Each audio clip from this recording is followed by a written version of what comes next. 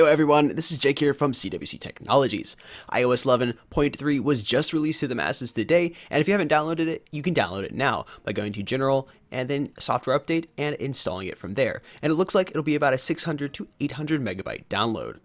iOS 11.3 introduces new features including ARKit 1.5 with support for more immersive augmented reality experiences, iPhone battery health, new animojis for iPhone 10 users, and more. This update also includes stability and bug fixes. The question I get from friends and family a lot is, should I download this update, and also will it slow down my phone or make it more laggy/stuttery? To answer the first question, yes, you should download this update. iOS 11.3 is bringing all kinds of bug fixes, and I've really seen it on my iPhone 8 Plus and my iPad Air 2.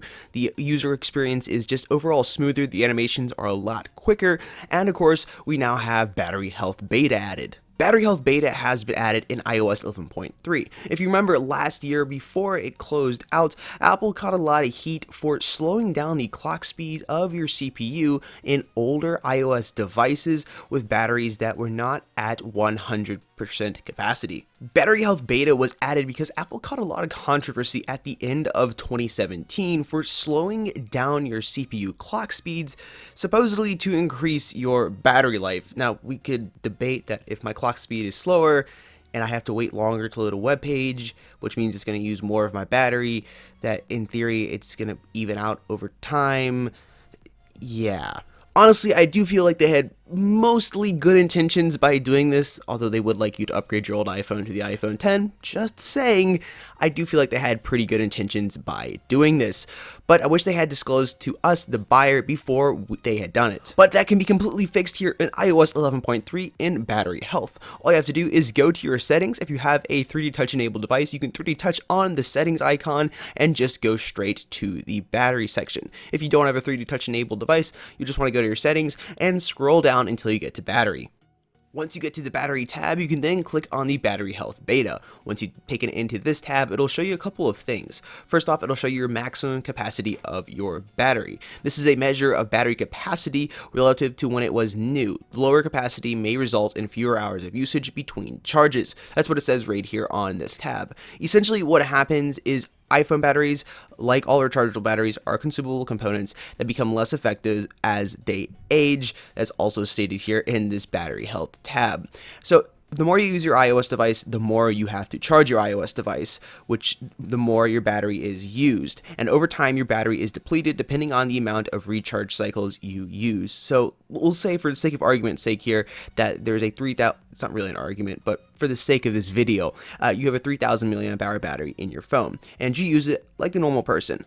Over a year span, your battery will deplete by a few hundred milliamps. So the actual full capacity will be, let's say, around 2,200 milliamps. I'm just throwing that out there. Now, that may be more or less depending on how much you use your phone. A really heavy user that recharges his phone a lot, well, his battery capacity will probably deplete even more than somebody that doesn't use their phone that often.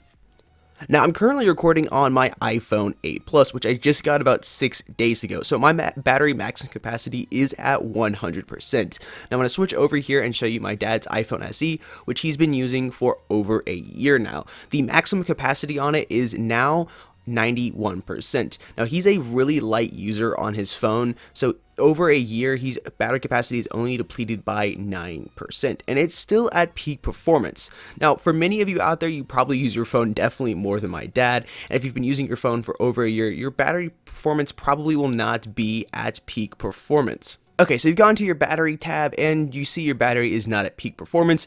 What can you do? Well, there's a couple of things. You can get your battery replaced by Apple, which will bring it back to maximum capacity, and you'll have 100% peak performance. Now, right now, the wait to get your Apple device battery replaced, your older iPhone, is pretty long. I believe last time I checked, it was like 3 to 4 weeks or something. That's pretty long to wait. You could, of course, go to a third-party dealer, but you're not getting officially supported by Apple. Or you could replace it yourself, but I personally wouldn't recommend that. Now, what you can do right here now with battery health beta is turn on peak performance mode instead of and turn off battery throttling mode, which is what your phone is on right now if your maximum capacity is pretty low. By turning off battery throttling, you will raise your CPU clock speed back to the original place it was at, or pretty dang close to it. This should result in a much smoother UI and user experience overall. Apps should load a little quicker, games and apps should perform a little better. Now, one thing I would like to say before I sign out is that iOS 11 has been plagued with multiple bugs and glitches.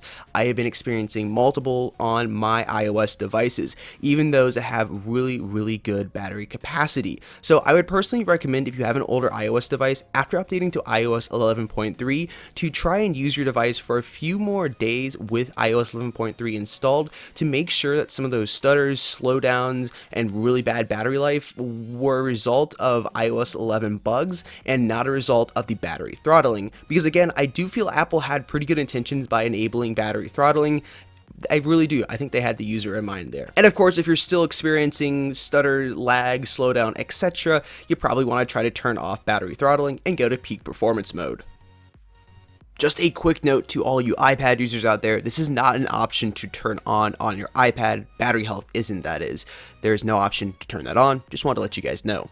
Alright guys, that's all I got for today. Thank you so much for watching this video. I hope it does help you out, whether just updating to iOS 11.3 helps your iPhone or iPad perform better, or updating to iOS 11.3 and turning off battery throttling on your iPhone helps speed it up. I hope it does improve your user experience. With all that being said, that's all I got for today. This is Jake here from CWC Technologies, signing out, and I'll see you guys somewhere soon on the internet. Peace.